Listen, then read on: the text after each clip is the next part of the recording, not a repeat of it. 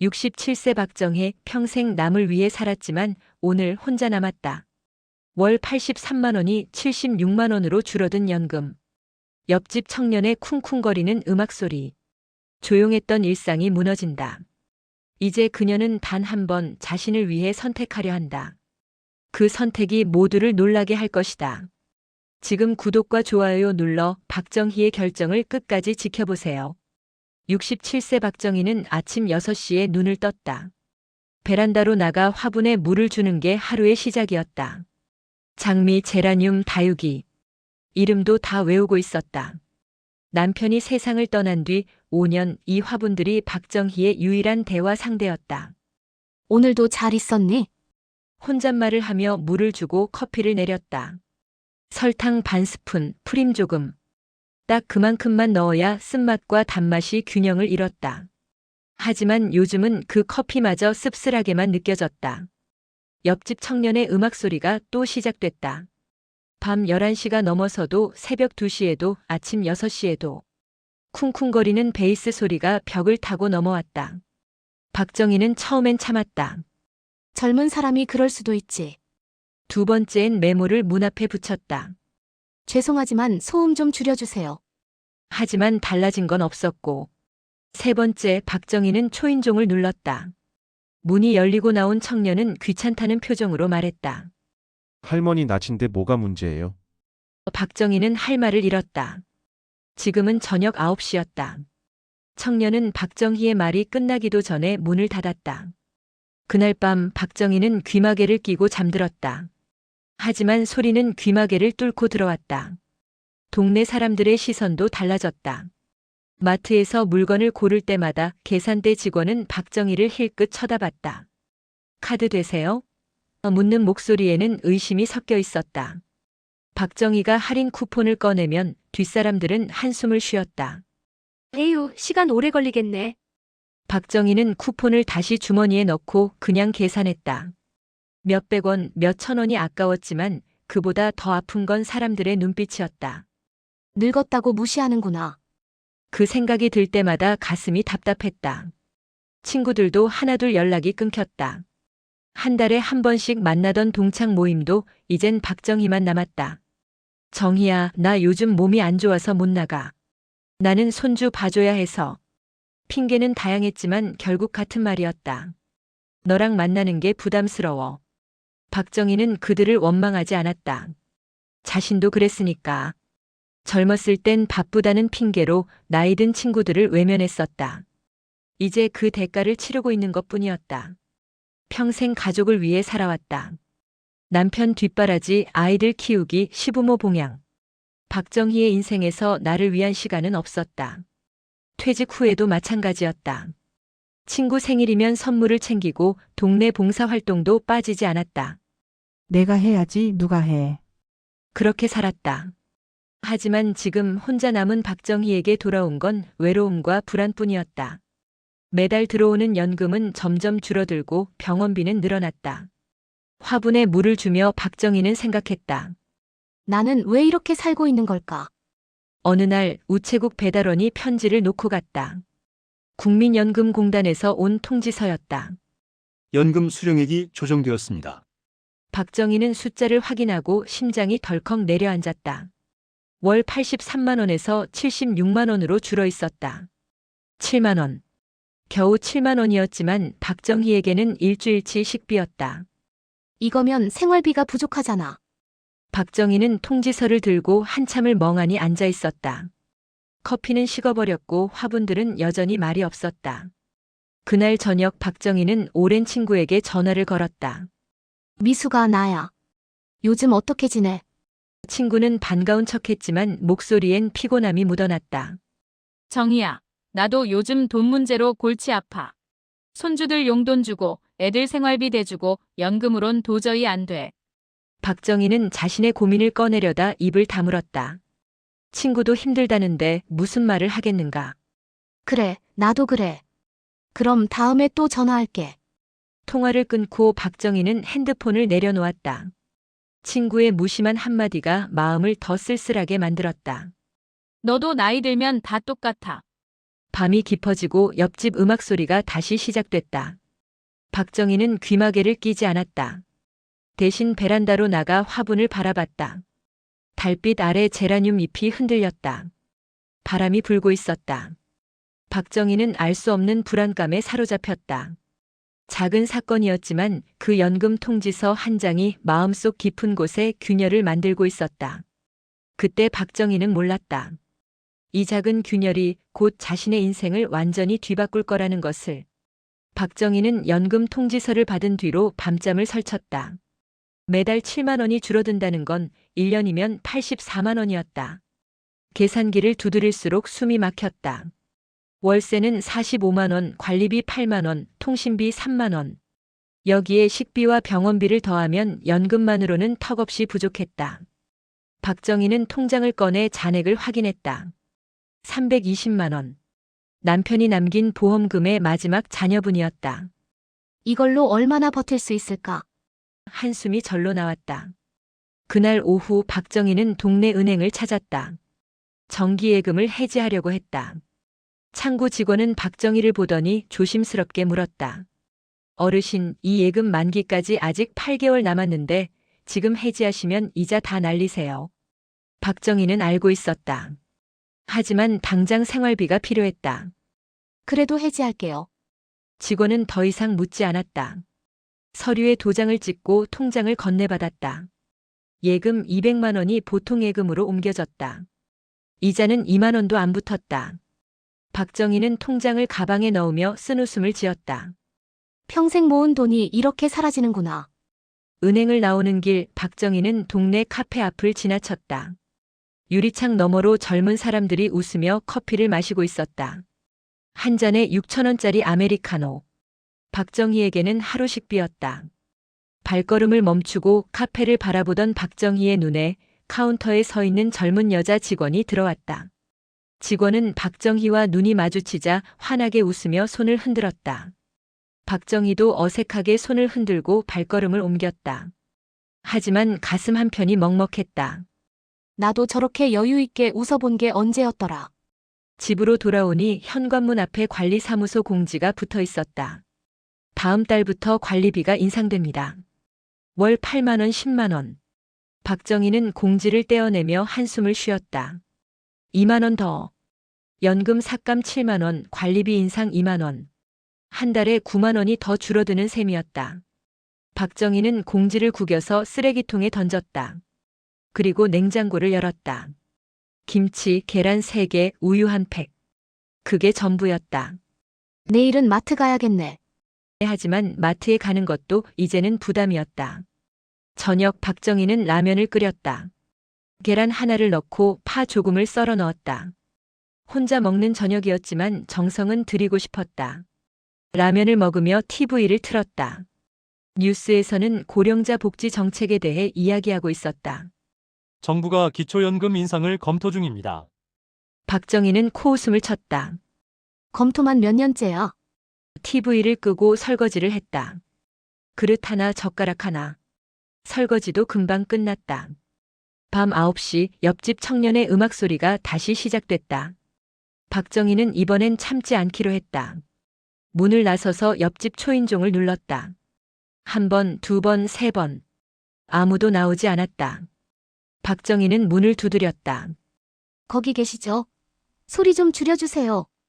음악 소리만 더 커졌다. 박정희는 주먹으로 문을 쾅쾅 두드렸다. 그때 문이 열렸다. 청년이 짜증 섞인 표정으로 나왔다. 할머니 대체 왜 이러세요? 제가 뭘 잘못했는데요? 박정희는 떨리는 목소리로 말했다. 소음이요. 밤마다 너무 시끄러워서 잠을 못 자요. 청년은 비웃듯 말했다. 할머니 여긴 원룸촌이에요. 소음 싫으면 단독주택 사세요. 그리고는 문을 쾅 닫아버렸다. 박정희는 복도에 멍하니 서 있었다. 눈물이 핑 돌았다. 억울함보다 더 큰 건 무력감이었다. 아무리 말해도 달라지지 않았다. 박정희는 자기 집으로 돌아와 문을 닫고 소파에 주저앉아 울었다. 소리 내지 않고 조용히. 눈물이 뺨을 타고 흘러내렸다. 나는 이렇게 살아야 하는 거야. 평생 남을 배려하며 살아왔는데 이제 자신은 아무에게도 배려받지 못하고 있었다. 다음 날 아침 박정희는 거울을 봤다. 눈 밑에 다크서클이 짙게 깔려 있었다. 화장을 하려다 말았다.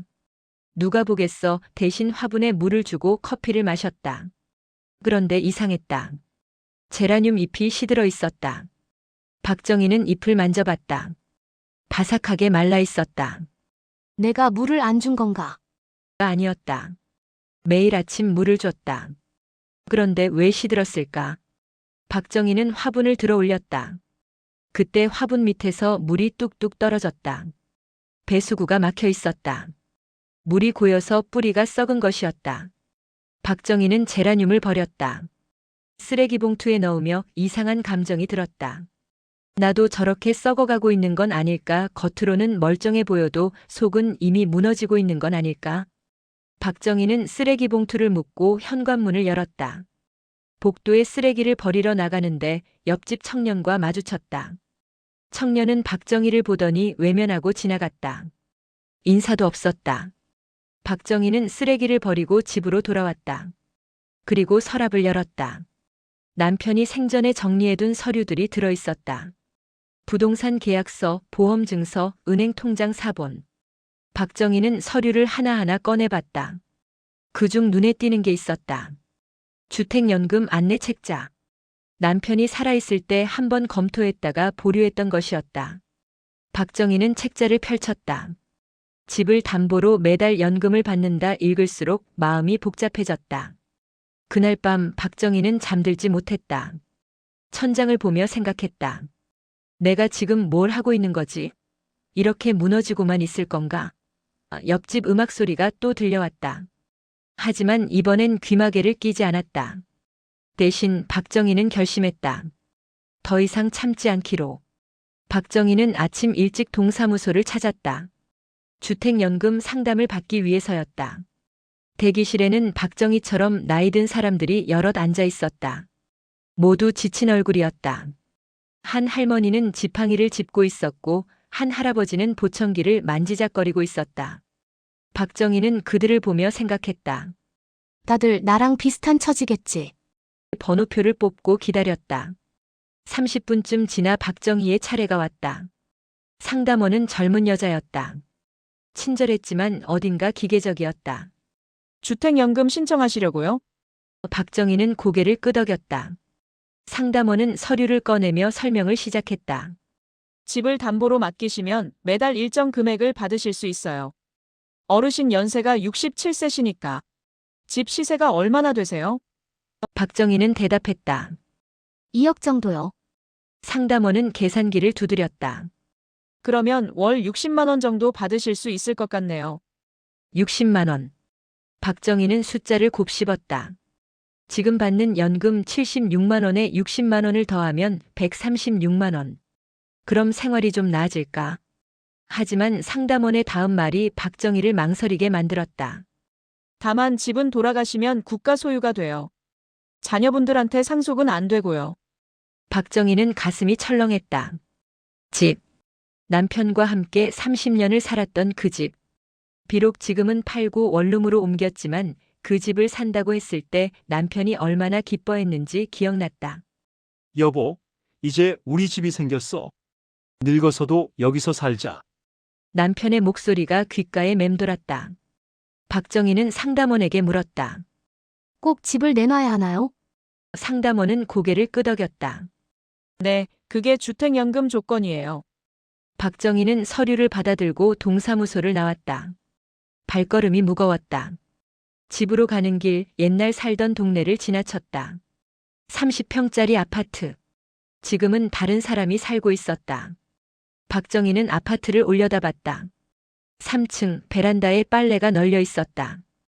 우리도 저렇게 살았는데. 남편이 세상을 떠나고 아파트는 너무 컸다. 관리비도 외로움도 감당할 수 없어서 팔았다. 그리고 지금의 원룸으로 왔다. 후회는 없었다. 하지만 가끔 그 아파트가 그리웠다. 집으로 돌아와 박정희는 서류를 펼쳐놓고 한참을 들여다봤다. 주택연금 신청서, 인감증명서, 등기부등본. 서류는 많았지만 결정은 하나였다. 집을 담보로 맡길 것인가 말 것인가. 박정희는 핸드폰을 들었다.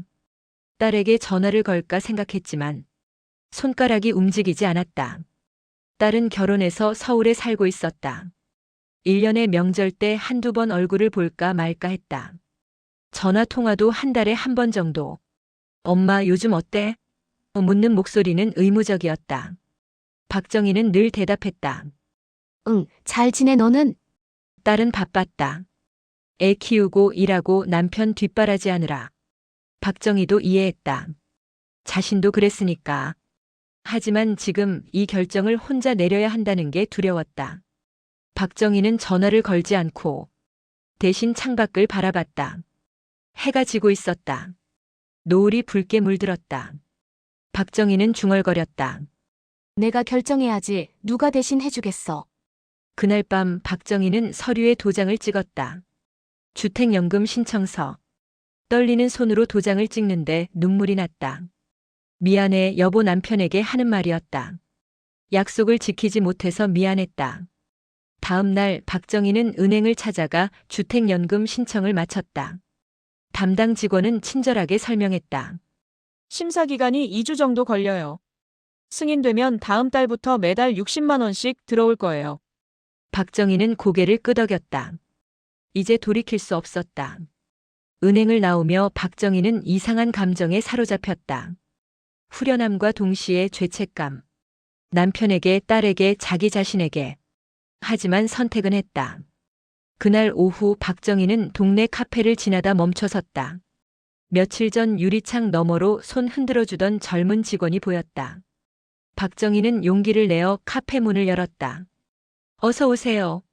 직원이 밝게 인사했다. 박정희는 어색하게 웃으며 말했다. 아메리카노 한 잔 주세요. 6,000원이에요. 박정희는 지갑을 열었다. 1,000원짜리 지폐 6장을 꺼내 건넸다. 직원은 커피를 내주며 말했다. 할머니, 여기 자주 오세요? 박정희는 고개를 저었다. 아니, 오늘 처음이에요. 직원은 웃으며 말했다. 그럼 앞으로 자주 오세요. 저희 커피 맛있어요. 박정희는 커피를 들고 구석자리에 앉았다. 한 모금 마셨다. 쓰면서도 달았다. 집에서 마시는 믹스커피와는 달랐다. 박정희는 창밖을 바라봤다. 사람들이 지나다녔다. 젊은 사람들, 아이를 데리고 가는 엄마들, 강아지를 산책시키는 노인들. 모두 각자의 삶을 살고 있었다. 박정희도 이제 자기 삶을 살기로 했다. 주택연금으로 받는 60만 원. 그걸로 병원도 다니고 가끔 이렇게 커피도 마시고 친구들도 만나고. 이제는 내 생활을 내가 책임지는 거야. 박정희는 커피를 다 마시고 일어났다. 집으로 돌아오는 길 옆집 청년과 또 마주쳤다. 청년은 이번에도 외면하고 지나갔다. 박정희는 더 이상 신경 쓰지 않았다. 네가 뭐라 하든 나는 내 방식대로 살 거야. 현관문을 열고 들어가는데 관리사무소에서 전화가 왔다. 101호 박정희님, 다음 달 관리비 납부 확인 부탁드려요. 박정희는 대답했다. 네, 알겠습니다. 전화를 끊고 달력을 봤다. 주택연금 승인까지 앞으로 13일. 박정희는 달력에 동그라미를 쳤다. 그날 밤 박정희는 오랜만에 편하게 잠들었다. 옆집 음악 소리가 들렸지만 신경 쓰이지 않았다. 대신 꿈을 꿨다. 남편과 함께 아파트 베란다에 서 있는 꿈. 남편이 말했다. 여보, 잘했어. 이제 당신 인생 사세요. 박정희는 꿈속에서 울었다. 남편은 웃고 있었다. 다음 날 아침 박정희는 화분에 물을 주지 않았다. 대신 시든 제라늄 자리에 새로운 화분을 놓았다. 꽃집에서 산 선인장이었다. 물을 자주 안 줘도 되는 식물. 박정희는 선인장을 보며 생각했다. 나도 이제 강해져야지. 하지만 박정희는 몰랐다. 진짜 시험은 이제부터였다는 걸. 주택연금 승인이 났다. 은행에서 문자가 왔다. 승인 완료. 다음 달 5일부터 매월 60만 원씩 입금 예정. 박정희는 문자를 보며 안도의 한숨을 쉬었다. 13일을 기다린 보람이 있었다. 이제 월 136만 원. 그럭저럭 살만했다. 박정희는 달력을 넘겼다. 다음 달 5일에 빨간 동그라미를 쳤다. 이제 시작이야. 하지만 그날 오후 예상치 못한 전화 한 통이 모든 걸 뒤흔들었다. 엄마? 딸 수진이었다. 박정희는 반가운 마음에 대답했다. 응, 수진아. 무슨 일이야? 딸의 목소리는 차가웠다. 엄마 주택연금 신청했다며? 박정희는 가슴이 철렁했다. 어떻게 알았어? 딸은 한숨을 쉬었다. 은행에서 가족 동의서 때문에 연락 왔어. 엄마, 그거 왜 혼자 결정한 거야? 박정희는 할 말을 잃었다. 가족 동의서. 주택연금 신청할 때 직원이 말했었다. 가족분들께 알리시는 게 좋아요. 하지만 박정희는 무시했다. 내 집인데 내가 결정하면 되지. 그렇게 생각했다. 딸의 목소리가 높아졌다. 엄마, 그 집은 나중에 내가 물려받을 거잖아. 엄마 혼자 결정할 일이 아니지 않아? 박정희는 참았던 감정이 폭발했다. 너 물려받을 집. 수진아, 넌 1년에 몇 번이나 엄마 얼굴 보러 왔어? 딸은 말을 잃었다. 박정희는 계속 말했다. 엄마는 지금 생활비가 부족해서 죽을 지경이야. 연금 깎이고 관리비 오르고. 그런데 너한테 말했으면 뭐가 달라졌겠어? 돈 보내줬을 거야. 딸은 잠시 침묵하다 대답했다. 엄마, 나도 애들 키우고 살기 바빠. 엄마가 이해해줘야지. 박정희는 전화를 끊어버렸다. 손이 떨렸다. 가슴이 두근거렸지만 평생 참아왔던 말을 해버렸다. 후회가 밀려왔다. 내가 너무 심했나 하지만 동시에 시원했다. 왜 내가 항상 이해해야 해? 나도 힘들다고. 박정희는 소파에 주저앉았다. 전화기를 내려놓고 천장을 바라봤다. 눈물이 났다. 딸에게 섭섭함, 자신에게 자책감, 모든 게 뒤엉켰다. 1시간쯤 지났을까? 전화벨이 다시 울렸다. 이번엔 모르는 번호였다. 박정희는 받지 않으려다 받았다. 여보세요? 남자 목소리가 들렸다. 장모님, 저 민수예요. 사위였다. 박정희는 긴장했다. 사위는 부드러운 목소리로 말했다. 장모님, 수진이한테 들었어요. 주택연금 신청하셨다고. 박정희는 대답하지 않았다. 사위가 계속 말했다. 장모님, 그거 취소하시는 게 어때요? 우리가 도와드릴게요. 박정희는 귀를 의심했다. 도와준다고. 사위는 말을 이었다. 네, 저희가 매달 생활비 좀 보내드릴게요. 그러니까 주택연금은 취소하세요. 그 집은 나중에 저희 애들한테 물려줘야죠. 박정희는 웃음이 나왔다. 비웃음이었다. 민수야, 너희가 얼마나 보내줄 건데? 사위는 잠시 망설이다 대답했다. 한 20만 원? 20만 원 정도요. 박정희는 한숨을 쉬었다. 그걸로 뭘 하라고? 주택연금은 60만 원인데. 사위의 목소리가 단호해졌다. 장모님, 그래도 그 집은 저희 주실 거 알아요. 장모님이 돌아가시면 저희가 받아야죠. 박정희는 전화를 끊었다. 이번엔 망설임 없이. 손이 덜덜 떨렸다.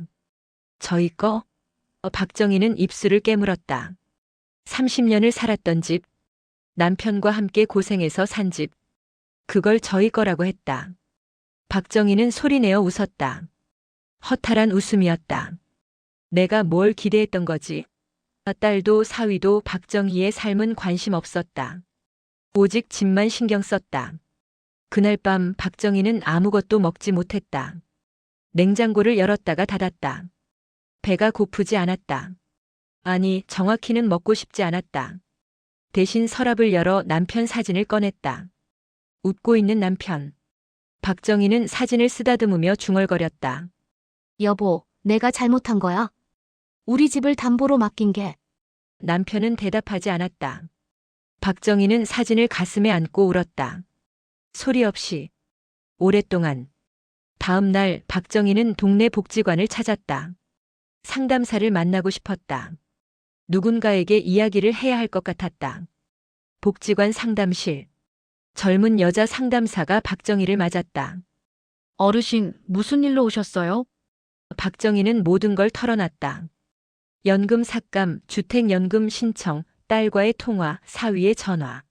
상담사는 고개를 끄덕이며 들었다. 박정희가 말을 다 마치자 상담사는 조심스럽게 물었다.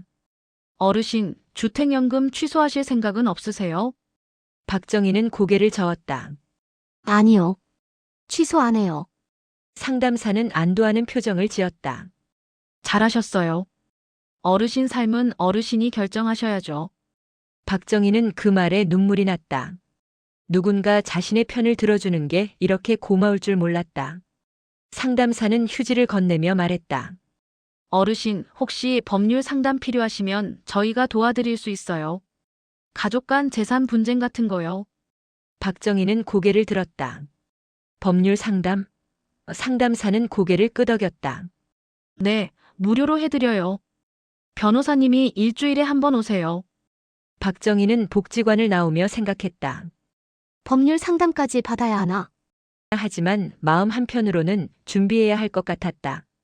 딸과 사위가 주택연금 취소를 계속 요구할 것 같았다. 박정희는 핸드폰을 꺼내 복지관 번호를 저장했다. 다음 주에 다시 와야겠다. 집으로 돌아오는 길 또 옆집 청년과 마주쳤다. 청년은 이어폰을 끼고 있었다. 박정희를 보지도 않고 지나갔다. 박정희는 멈춰서서 청년의 뒷모습을 바라봤다. 그리고 생각했다. 나도 저 애처럼 남 신경 안 쓰고 살 수 있을까? 하지만 박정희는 그럴 수 없었다. 평생 남을 배려하며 살아왔으니까. 그게 익숙했으니까. 그날 저녁 딸에게서 다시 전화가 왔다. 박정희는 받지 않았다. 한 번, 두 번, 세 번. 계속 울렸지만 받지 않았다. 대신 문자가 왔다. 엄마, 우리 한번 만나서 얘기하자. 박정희는 문자를 읽고 답장을 보냈다. 할 얘기 없어. 나는 내 결정대로 살 거야. 문자를 보내고 박정희는 핸드폰을 꺼버렸다.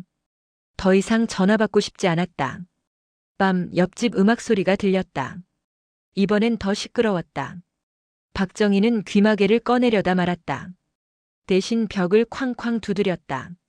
조용히 해. 소리쳤다. 하지만 음악은 멈추지 않았다. 박정희는 현관문을 열고 나가 옆집 문을 두드렸다. 쾅쾅쾅. 거기 나와. 청년이 문을 열었다. 짜증 가득한 얼굴이었다. 할머니 대체 왜 이래요? 경찰 부를 거예요. 박정희는 웃었다. 그래, 불러. 나도 신고할 거니까. 청년은 당황한 표정을 지었다. 하지만 곧 비웃으며 말했다. 할머니 혼자 사시죠? 외롭죠? 그래서 이러는 거예요. 박정희는 그 말에 가슴이 찢어지는 것 같았다. 하지만 참았다. 외로워서가 아니야. 네가 잘못해서 그래. 청년은 코웃음 쳤다. 알았어요. 그럼 소음 측정기라도 가져와 보세요. 증거 없으면 소용없으니까. 그리고 문을 닫았다. 박정희는 복도에 서서 주먹을 쥐었다. 손톱이 손바닥에 박혔다.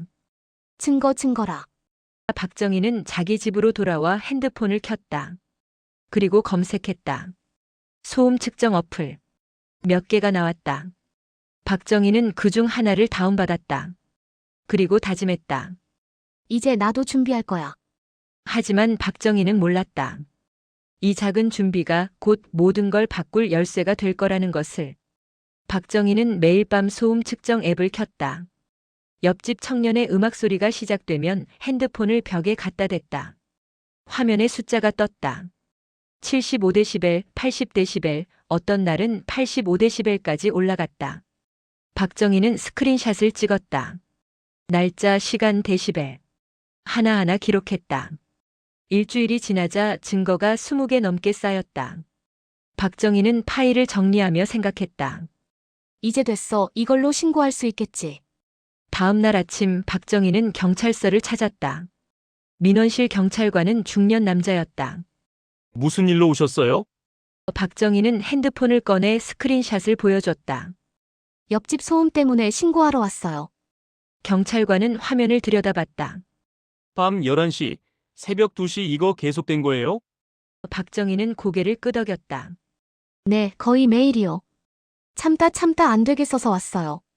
경찰관은 한숨을 쉬었다. 어르신, 이건 층간소음 문제라서 저희가 직접 처리하기 어려워요. 관리사무소나 환경부 소음센터에 먼저 신고하셔야 해요. 박정희는 기가 막혔다. 그럼 경찰은 뭐 하는 데예요? 경찰관은 난처한 표정을 지었다. 저희는 범죄 사건을 다루는 곳이에요. 소음은 민사 문제라서요. 박정희는 입술을 깨물었다. 그럼 제가 어디로 가야 하나요? 경찰관은 메모지에 번호를 적어줬다. 여기 국가소음정보센터예요. 전화해서 상담 받아보세요. 박정희는 메모지를 받아들고 경찰서를 나왔다. 발걸음이 무거웠다. 결국 혼자 알아서 하라는 거네. 집으로 돌아와 박정희는 메모지에 적힌 번호로 전화를 걸었다. 자동응답기가 나왔다. 고객센터 연결까지 약 15분 소요됩니다. 박정희는 기다렸다. 15분이 지나고 상담원이 받았다. 국가소음정보센터입니다. 박정희는 상황을 설명했다. 상담원은 친절했다. 어르신 소음 측정 기록이 있으시면 관리사무소에 먼저 민원을 넣으세요. 그래도 안 되면 저희 센터에서 무료로 측정기를 대여해드려요. 박정희는 물었다. 측정기 대여하면 얼마나 걸려요? 상담원은 대답했다. 신청하시면 2주 안에 배송돼요. 박정희는 전화를 끊고 한숨을 쉬었다. 2주 그동안 또 참으라는 거네. 하지만 방법이 없었다. 박정희는 관리사무소로 전화를 걸었다. 여보세요, 101호인데요. 옆집 소음 때문에 민원 넣으려고요. 관리사무소 직원은 시큰둥했다. 네, 접수는 해드릴게요. 근데 저희가 직접 나가서 조치하긴 어렵고요. 옆집에 공문 한 장 보내드릴게요. 박정희는 한심하다는 생각이 들었다. 공문만 보내면 뭐가 달라져요? 직원은 대답했다. 그래도 일단 경고는 하는 거니까요. 그날 저녁 박정희는 베란다에 나가 화분을 바라봤다. 선인장은 잘 자라고 있었다. 가시가 더 많아진 것 같았다. 박정희는 선인장을 만지려다 가시에 찔렸다. 아야, 손가락에서 피가 났다. 나도 가시를 세워야 하나. 그날 밤 옆집 음악 소리가 또 시작됐다. 박정희는 이번엔 참지 않았다. 현관문을 열고 나가 옆집 문을 두드렸다. 쾅쾅쾅. 나와. 청년이 문을 열었다. 이번엔 웃고 있었다. 할머니 또 오셨네요.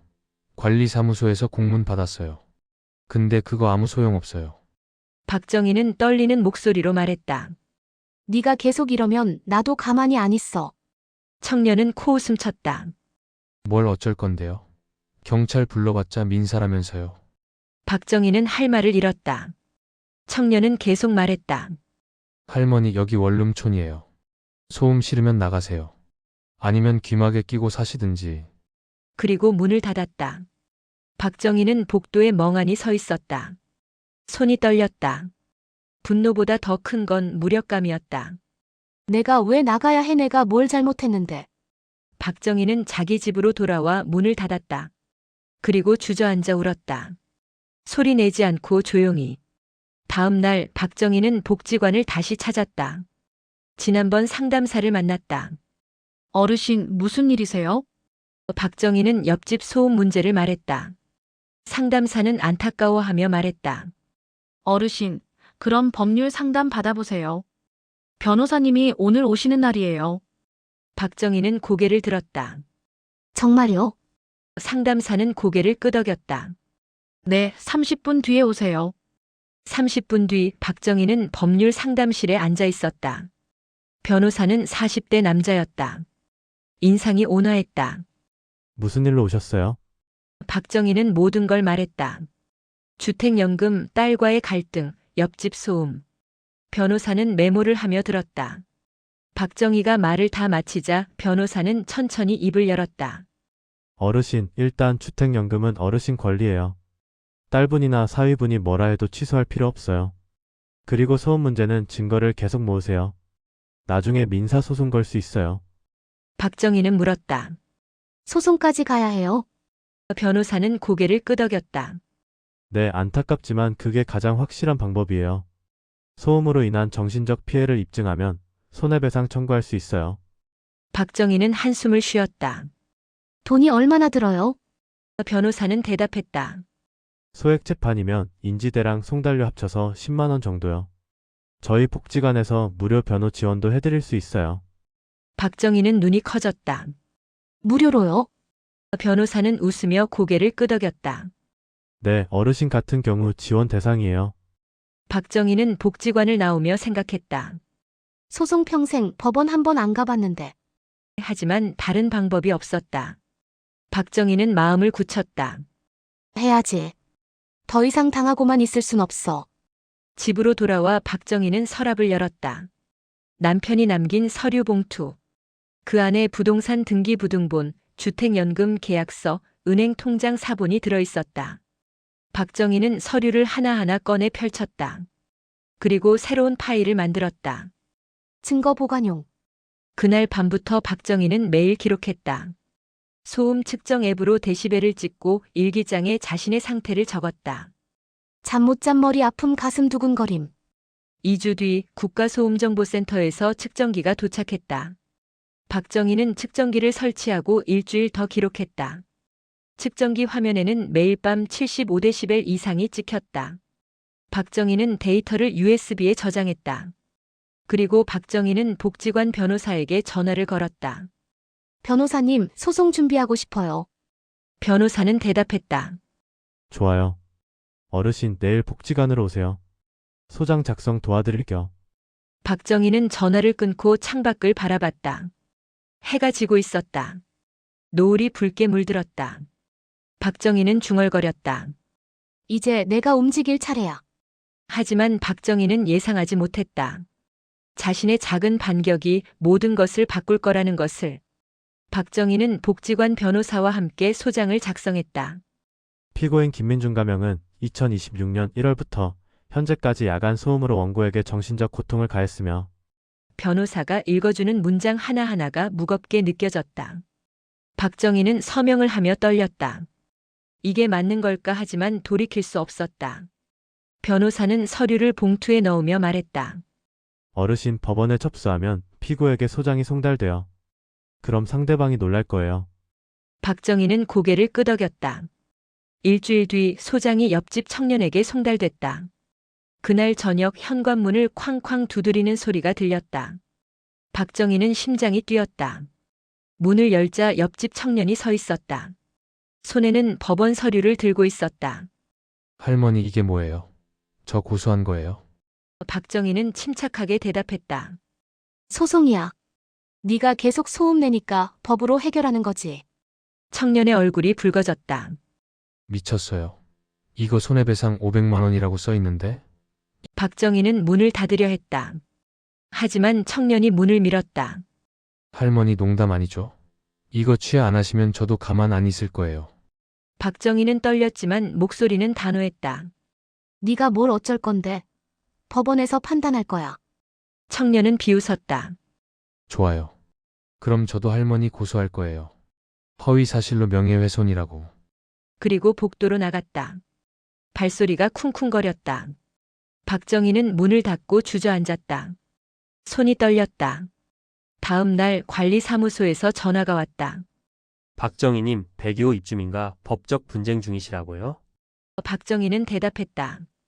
네, 소음 문제로 소송 걸었어요. 관리사무소 직원은 잠시 침묵하더니 말했다. 그럼 저희가 중재를 해볼게요. 양측 다 나와서 대화 좀 해보시죠. 박정희는 거절하려다 변호사와 상의하기로 했다. 변호사는 말했다. 어르신, 일단 나가보세요. 중재가 잘 되면 소송 취하할 수도 있고 안 되면 그냥 소송 진행하면 돼요. 이틀 뒤 박정희는 관리사무소 회의실에 갔다. 옆집 청년도 와 있었다. 둘은 서로 눈도 마주치지 않았다. 관리사무소 소장이 중재를 시작했다. 자, 두 분. 이렇게 법원까지 가는 것보다 여기서 합의하는 게 좋지 않을까요? 청년이 먼저 입을 열었다. 저는 소음을 낸 적이 없어요. 할머니가 예민한 거죠. 박정희는 가방에서 USB를 꺼냈다. 여기 소음 측정 기록이 다 있어요. 국가소음정보센터 측정기로 찍은 거예요. 소장은 USB를 받아들고 노트북에 꽂았다. 화면에 데이터가 떴다. 날짜별로 75데시벨에서 85데시벨까지 기록돼 있었다. 소장은 청년을 바라봤다. 이거 보니까 확실히 소음이 있었네요. 밤 11시 이후에 이 정도면 문제가 맞아요. 청년은 당황한 표정을 지었다. 그래도 제가 일부러 시끄럽게 한 건 아니에요. 박정희는 끼어들었다. 일부러든 아니든 나는 잠을 못 잤어요. 그게 문제예요. 소장은 청년에게 말했다. 백이호님, 일단 소음을 줄여주세요. 그리고 박정희님께 사과하시는 게 어때요? 청년은 입술을 깨물었다. 잠시 침묵이 흘렀다. 그리고 청년이 입을 열었다. 죄송합니다. 목소리는 작았지만 진심이 담긴 것 같았다. 박정희는 청년을 바라봤다. 앞으로 밤 10시 이후엔 조용히 해줘요. 그럼 소송 취하할게요. 청년은 고개를 끄덕였다. 네, 그렇게 할게요. 합의서에 서명을 마치고 박정희는 집으로 돌아왔다. 마음이 한결 가벼워졌다. 그날 밤 옆집은 조용했다. 음악 소리가 들리지 않았다. 박정희는 오랜만에 편하게 잠들었다. 다음 날 아침 베란다 선인장이 꽃을 피웠다. 작고 노란 꽃이었다. 박정희는 웃었다. 너도 참았구나. 그날 오후 딸에게서 전화가 왔다. 엄마, 나야. 박정희는 받았다. 딸의 목소리는 부드러웠다. 엄마, 미안해. 저번에 내가 너무 심하게 말했어. 박정희는 놀랐다. 갑자기 왜? 딸은 대답했다. 엄마 생각 많이 했어. 주택연금도 엄마가 결정한 거니까 존중할게. 이번 주말에 갈게. 함께 저녁 먹자. 박정희는 눈물이 났다. 딸이 이해해줬다. 그것만으로도 충분했다. 주말 딸이 왔다. 손에는 꽃다발을 들고 있었다.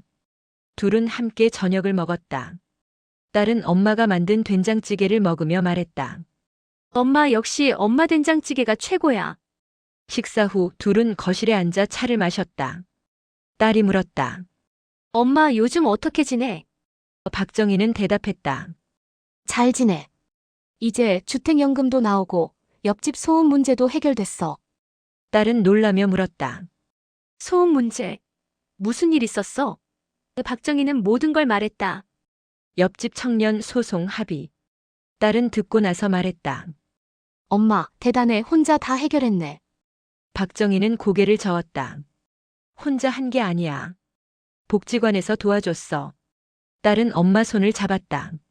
엄마 앞으로 힘든 일 있으면 나한테 말해. 내가 도와줄게. 그날 밤 딸이 돌아가고 박정희는 혼자 베란다에 섰다.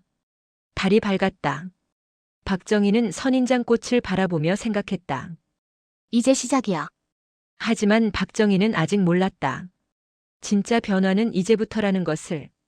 박정희는 아침 일찍 일어났다. 오늘은 주택연금이 처음 들어오는 날이었다. 핸드폰을 켜자 문자가 와 있었다. 60만 원 입금 완료. 박정희는 통장을 확인했다. 기존 연금 76만 원에 60만 원이 더해져 136만 원. 숫자를 보며 박정희는 안도의 한숨을 쉬었다. 이제 좀 살만하겠네. 더 이상 식비를 아끼지 않아도 됐다. 병원비 걱정도 덜었다. 박정희는 베란다로 나가 화분에 물을 주었다. 선인장 꽃은 여전히 피어 있었다. 노란 꽃잎이 햇살에 반짝였다. 그날 오후 박정희는 동네 카페를 찾았다. 며칠 전에 딸과 함께 왔던 그 카페였다. 문을 열고 들어가자 젊은 직원이 반갑게 인사했다. 할머니, 또 오셨네요. 박정희는 웃으며 아메리카노를 주문했다. 커피를 들고 창가 자리에 앉았다. 밖을 보니 사람들이 바쁘게 지나다녔다. 젊은이들, 아이를 데리고 가는 엄마들, 강아지를 산책시키는 노인들. 모두 각자의 삶을 살고 있었다. 박정희도 이제 자기 삶을 살기로 했다. 남을 위해서가 아니라 자신을 위해서. 커피를 마시며 박정희는 생각했다. 지난 몇 주 동안 많은 일이 있었다. 연금 삭감, 주택연금 신청, 딸과의 갈등, 옆집 소음 문제. 하나하나가 힘들었지만 이겨냈다. 혼자서. 아니, 정확히는 도움을 받으면서. 복지관 상담사, 변호사, 관리사무소 소장.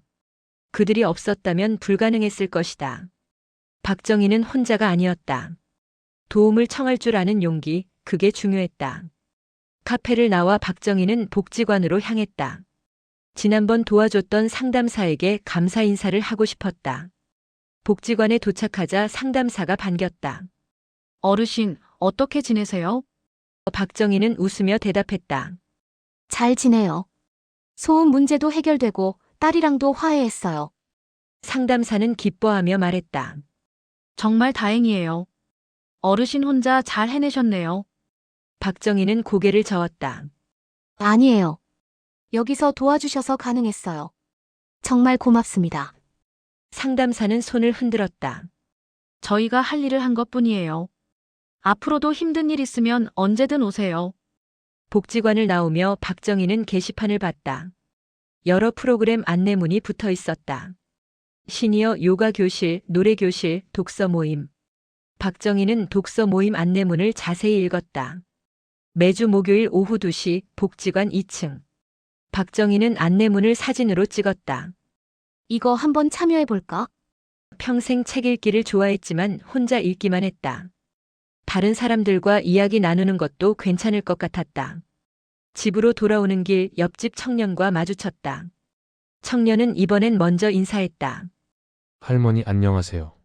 박정희는 놀랐지만 웃으며 대답했다. 응, 안녕. 청년은 잠시 망설이다 말했다.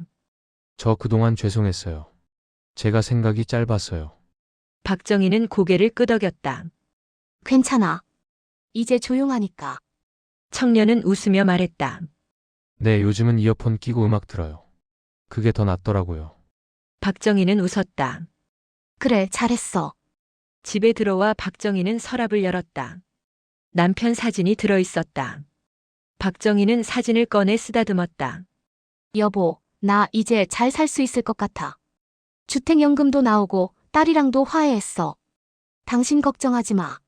남편은 사진 속에서 웃고 있었다. 박정희는 사진을 다시 서랍에 넣었다. 더 이상 과거에 매달리지 않기로 했다. 앞으로 나아가기로 했다. 저녁 박정희는 냉장고를 열어 재료를 꺼냈다. 오늘은 제대로 된 저녁을 만들고 싶었다. 된장찌개, 김치전, 시금치나물. 정성껏 만들었다. 혼자 먹는 저녁이었지만 소중했다. 박정희는 밥을 한 숟가락 떠 입에 넣었다. 따뜻했다. 오랜만에 느끼는 평온함이었다. 식사 후 박정희는 거실에 앉아 TV를 켰다. 뉴스가 나왔다. 고령자 복지 정책 개선안이 국회를 통과했습니다. 박정희는 뉴스를 보며 생각했다. 세상이 조금씩 나아지고 있네. 하지만 박정희는 알고 있었다. 세상이 변하기를 기다리는 것보다 자신이 먼저 변해야 한다는 것을. 그게 지난 몇 주 동안 배운 교훈이었다. 밤 박정희는 베란다로 나갔다. 달이 밝았다. 선인장꽃은 어둠 속에서도 희미하게 빛났다. 박정희는 난간에 기대어 하늘을 올려다봤다. 별이 총총했다. 박정희는 중얼거렸다. 내 선택이 옳았을까? 하지만 이번엔 대답이 있었다. 마음속에서 들려오는 목소리. 옳았어. 당신은 잘했어. 박정희는 웃었다. 눈물이 났다. 기쁨의 눈물이었다. 다음 날 아침 박정희는 달력을 넘겼다. 목요일에 빨간 동그라미를 쳤다. 독서 모임 날이었다. 박정희는 책장에서 오래된 책을 꺼냈다. 한때 좋아했던 소설이었다. 먼지를 털고 첫 페이지를 펼쳤다. 새로운 시작. 책 속 첫 문장이었다. 박정희는 웃으며 책을 읽기 시작했다. 베란다에서 선인장이 바람에 흔들렸다. 노란 꽃은 여전히 피어 있었다. 박정희는 화분을 바라보며 생각했다. 당신이라면 평생 남을 위해 살아온 뒤 자신을 위해 첫 선택을 할 때 무엇을 하시겠습니까? 박정희 씨의 이야기 어떠셨나요? 67세의 나이에 혼자서 주택연금을 결정하고 소음 문제를 해결하고 딸과 화해한 그녀의 용기. 평생 남을 위해 살아온 뒤 처음으로 자신을 위해 선택한 순간들. 여러분도 박정희 씨처럼 자신만의 선택을 하신 적이 있나요? 여러분의 구독, 좋아요, 댓글이 달빛이 전하는 인생을 완성합니다. 오늘 이야기의 감상과 의견을 댓글로 남겨주시면 더 좋은 이야기로 보답하겠습니다. 감사합니다.